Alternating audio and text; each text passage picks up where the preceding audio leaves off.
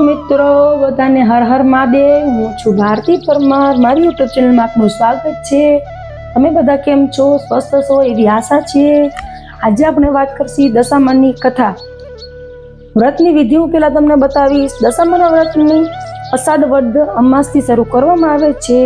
આ વ્રત કરનારે સવારે વહેલા ઉઠી નાઈ ધોઈને દીવો અગરબત્તી કરીને દશામાની વ્રત કથા સાંભળવી।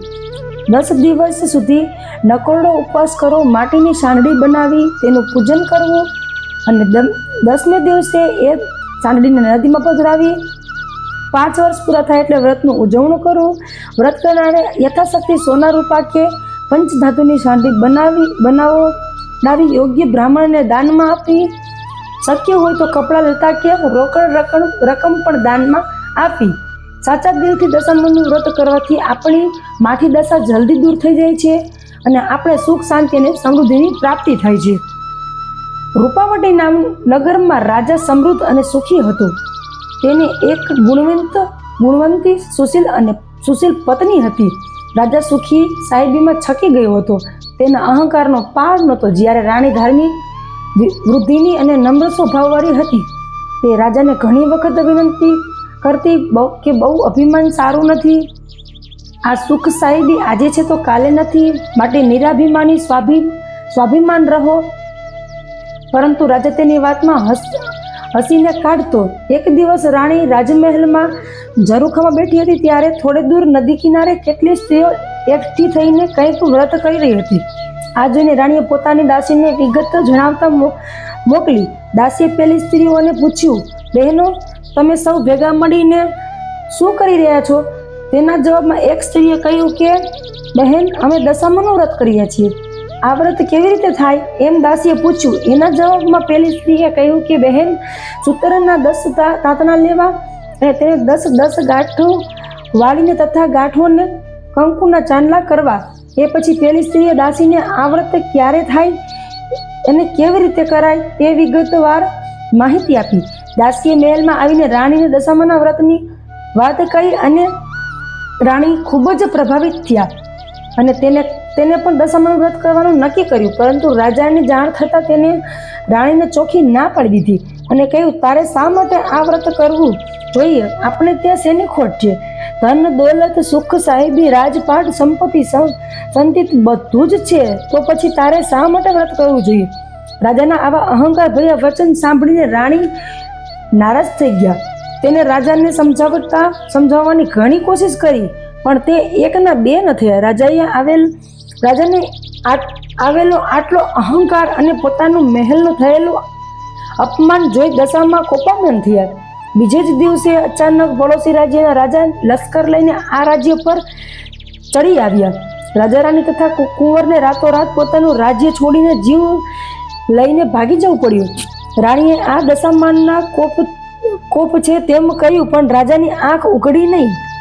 ત્યારબાદ રાજા રાણી પોતાના 2 કુંવરો સાથે ચાલતા એક વાડીમાં જઈ ચડ્યા। ત્યાં તેનો થાક્યા પાક્યા આરામ કરવાની તૈયારી કરતા હતા। ત્યાં જ વાડીમાંના બધા જ ફૂલો સુકાઈ ગયા। આ જોઈ માળીએ વિચાર્યું કે આ લોકોના પગલાં જ ખૂબ ખરાબ છે। તેમના આવવાથી જ મારી વાડીમાં ફૂલો સુકાઈ ગયા છે। આથી તેને રાજા રાણી અને કુંવરોને અપમાનજનક વેણ સંભળાવી વાડીમાંથી બહાર કાઢી મૂક્યા। ત્યાંથી તેઓ ચાલતા એક વાવ પાસે આવી પહોંચ્યા। બંને કુંવરોને ખૂબ જ તરસ લાગી હતી।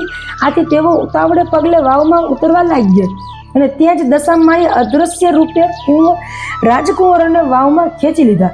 આ જોઈ રાજા રાણી કલ્પના કરવા લાગ્યા। હવે રાજાને મનમાં થયું કે માનો ન માનો આ દશામાનો પ્રતાપ છે। આથી તેમને રાણીને આશ્વાસન આપતા કહ્યું, કલ્પના ન કરો, રાણી, જેને કુંવરો આપ્યા હતા તેને લઈ લીધા। આપણી દશા ફરી ગઈ છે। સાચે દશામાં આપણા પર કોપાયમાન લાગે છે। ત્યારથી તેઓ થાક્યા હાર્યા એક ગામ પાસે આવી પહોંચ્યા। આ રાજાની બહેનનું ગામ હતું। આથી તેમને ખુશ થતા રાણીને કહ્યું, આ મારી બહેનનું ગામ છે, આપણે તેને મળી લઈએ। એમ કહી રાજાએ એક માણસ મારફતે પોતાની બહેનને સંદેશો મોકલાવ્યો। સંદેશાના જવાબમાં બહેને એક પિત્તળની ગાગરમાં સુખડી ભરીને મોકલાવી, સાથે સોનાની સાંકળી પણ મોકલાવી આપી। રાજાને પિત્તળની ગાગર ખોલીને જોયું તો સુખડીની જગ્યાએ ઈંટોના કટકા જોવા મળ્યા અને સોનાની સાંકળીને બદલે અંદરથી ફૂફાડા મારતો સાપ નીકળી આવ્યો. આ જોઈ રાજા વિચારમાં પડી ગયો. પોતાની સગી માજણી બહેન પોતાના ભાઈને મારી નાખવાનું તો ન જ ઈચ્છે, નક્કી દશામાના પ્રતાપે જ આમ બન્યું હશે. આમ વિચારીને રાજાએ એ ગાગરને ભોંયમાં દાટી દીધી અને રાણીને લઈને આગળ ચાલવા માંડ્યા. આગળ ચાલતા એક નદી આવી, તેના ચીભડાના વાડા હતા. રાણીને ત્યાં ઊભેલા એક ખેડૂતને ચીભડું આપવા માટે વિનંતી કરી. ખેડૂતને દયા આવી અને તેને એક ચીભડું તોડીને આપ્યું. રાણીએ પોતાના સાલામાં સંતાડી રાખ્યું અને કૂવા કાંઠે વિશ્રામ લઈ ખાવા નક્કી કર્યું. ત્યાંથી ચાલવા માંડ્યા, પરંતુ ત્યાં જ બાજુના ગામના સિપાહીઓ રાજાના કુંવર રિસાઈને મોસાળ નાસી ગયા હતા. તેની શોધમાં નીકળ્યા હતા. તે આ બાજુ આવી ચડ્યા અને રાણીના સાલામાં સંતાડેલું ચીબડું જોઈ ગયા.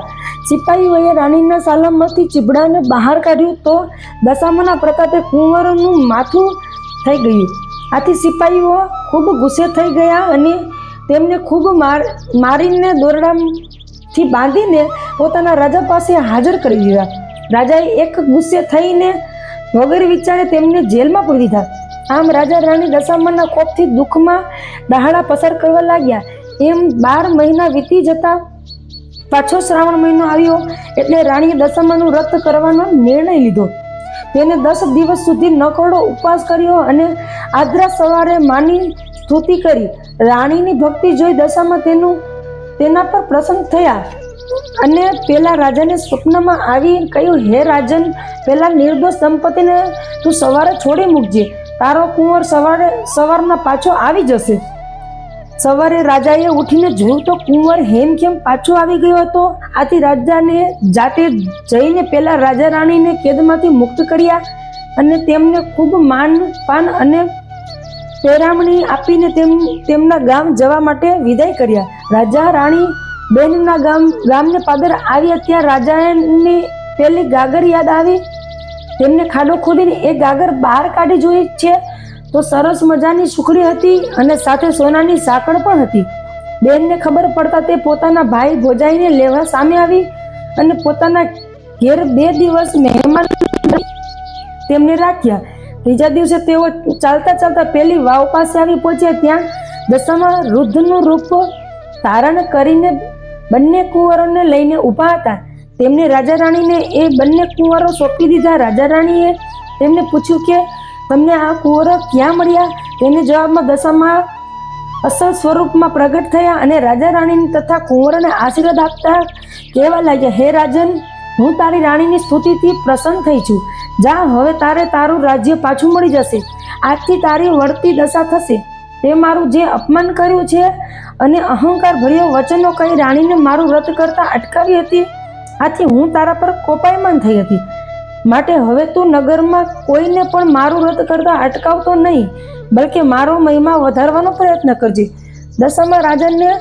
દશામાના પગલા આલોટતા કહ્યું, તારી કૃપા અપાર છે, પણ તારી કસોટીમાંથી પાર ઉતરવું મુશ્કેલ છે. માટે મહેરબાની કરીને તમારો પ્રકોપ કદીએ કોઈને બતાવશો નહીં. દરેક જણ પ્રત્યે તમારી મીઠી નજર રાખજો. માં દશામાં હસીને બોલ્યા, રાજન, તારી વાત તો હું કબૂલ રાખું છું અને જે કોઈ મારી કથા સાંભળી ભક્તિભાવપૂર્વક વ્રત કરશે તેને હું ક્યારેય નડીશ નહીં. એમ કહી દશામાં અદૃશ્ય થઈ ગયા. ત્યારથી રાજા રાણી અને કુંવર પોતાના રાજ્યમાં આવી પહોંચ્યા અને સુખેથી દિવસો પસાર કરવા લાગ્યા. બોલો દશામાતની જય.